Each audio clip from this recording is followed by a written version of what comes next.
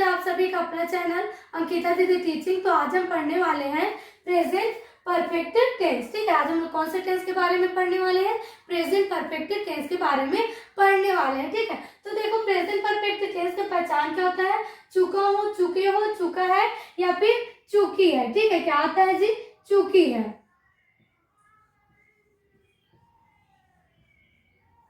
मतलब किसी भी वाक्य के लास्ट में अगर ये सभी शब्द दिखते हैं आपको, तो आपको कौन सा टेंस होगा?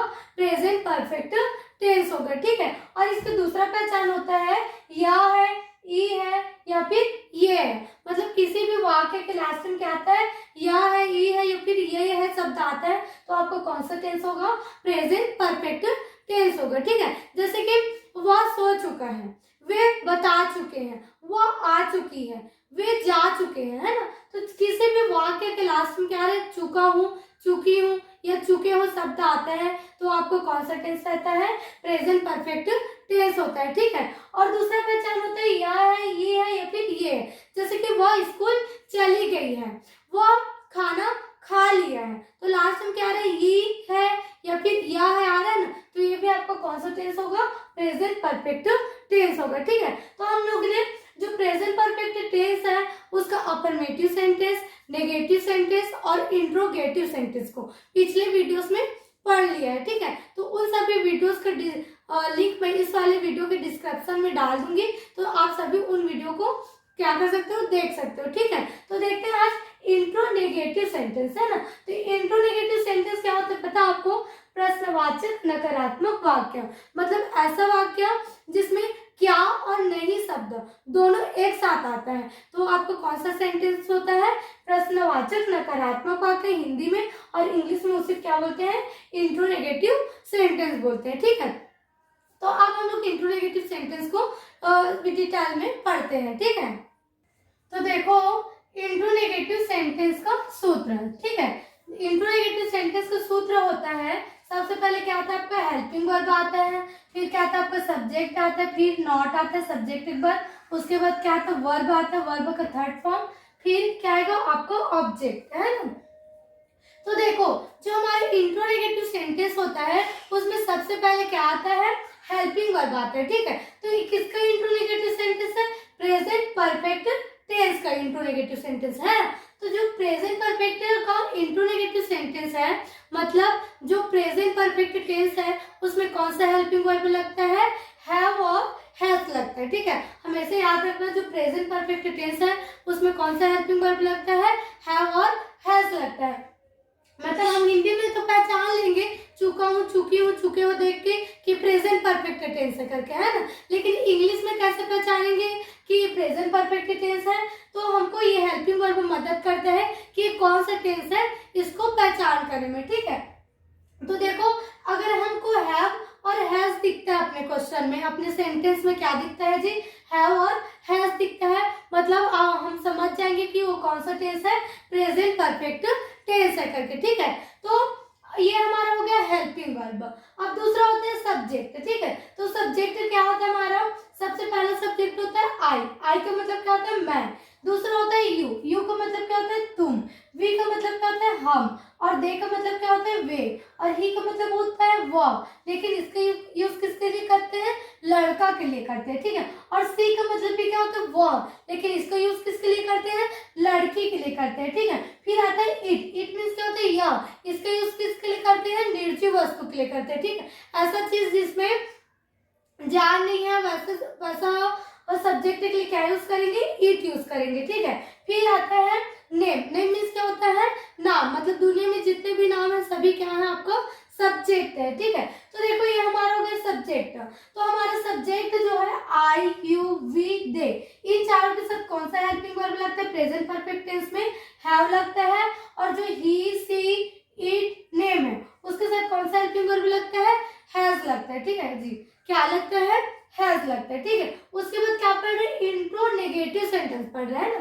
नेगेटिव आ रहा है तो नेगेटिव को बताने के लिए हमेशा किसका यूज करते हैं? नॉट। तो नॉट किसके बाद यूज होगा? सब्जेक्ट के बाद हमको क्या लगाना है? यहाँ नॉट लगाना है। ठीक है, फिर उसके बाद आता है वर्ब। तो जो हमारा प्रेजेंट परफेक्ट टेंस है उसमें वर्ब का कौन सा फॉर्म लगता है, थर्ड फॉर्म लगता है। मतलब मेन वर्ब के, मतलब वर्ब के फर्स्ट फॉर्म के लास्ट में हमको क्या जोड़ना रहता है, एक्स्ट्रा ईडी जोड़ना रहता है। ठीक है, क्या जोड़ना रहता है, ईडी। अगर हमारे किसी भी वर्ब के लास्ट में क्या दिख रहा है, ईडी दिख रहा है, मतलब समझ जाना वो वर्ब का कौन सा फॉर्म है, थर्ड फॉर्म है। ठीक है, फिर उसके बाद आता है ऑब्जेक्ट। ऑब्जेक्ट हमारा कुछ भी हो सकता है, ऐसा चीज जो हमको किसी भी कार्य को करने में मदद करता है वो क्या होता है, हमारा ऑब्जेक्ट होता है। ठीक है, ये तो हो गया हमारा सूत्र, है ना। अब इस सूत्र को यूज करते हुए क्या बनाएंगे, हम सेंटेंस बनाएंगे। ठीक है, तो पहला सेंटेंस देखो, क्या तुम खाना नहीं पकाई हो। ठीक है, क्या बोल रहे हैं, क्या तुम खाना नहीं पकाई हो। तो लास्ट टाइम क्या रहा है, ये हो शब्द आ रहा है। ठीक है, क्या रहे, ये हो, मतलब कौन सा टेंस हो गया आपका, प्रेजेंट परफेक्ट टेंस हो गया। ठीक है, हमको हमेशा सेंटेंस पहचानने से सेंटेंस बनाने से पहले टेंस की पहचान करना पड़ता है, और टेंस की पहचान ये लास्ट वाले शब्द से होता है। ठीक है, तो लास्ट टाइम क्या है, ये हो है ना, ये हो है, मतलब क्या है आपका प्रेजेंट परफेक्ट टेंस है। ठीक है, अब टेंस तो समझ में आ गया कि कौन सा टेंस है, प्रेजेंट परफेक्ट टेंस है करके। फिर उसके बाद हमको क्या पहचान करना पड़ता है, सेंटेंस पहचान करना पड़ता है। ठीक है, तो सेंटेंस क्या है, सबसे पहले देखो क्या शब्द आया है ना, मतलब इंट्रो है, क्या शब्द आ गया, मतलब क्या हो गया, इंट्रो प्लस साथ ही साथ क्या आ गया, नहीं भी आ गया। ठीक है, क्या आ गया जी, नहीं। तो क्या और नहीं शब्द जिस वाक्य में आता है वो कौन सा वाक्य होता है, प्रश्नवाचक नकारात्मक वाक्य होता है ना। मतलब हमको ये पता चल गया हमारा प्रेजेंट परफेक्ट टेंस है और उसका कौन सा सेंटेंस है, इंट्रोनेगेटिव सेंटेंस है करके, है ना। तो इंट्रोनेगेटिव का सूत्र क्या होता है आपको पता है, इंट्रोनेगेटिव। ठीक, तो इंट्रोनेगेटिव का सूत्र क्या होता है, सबसे पहले हेल्पिंग वर्ब आते हैं, क्या आते हैं जी, हेल्पिंग वर्ब, है ना। तो हेल्पिंग वर्ब हमेशा किसके अनुसार लगता है, सब्जेक्ट के अनुसार लगता है। ठीक है, किसके अनुसार लगता है जी, सब्जेक्ट।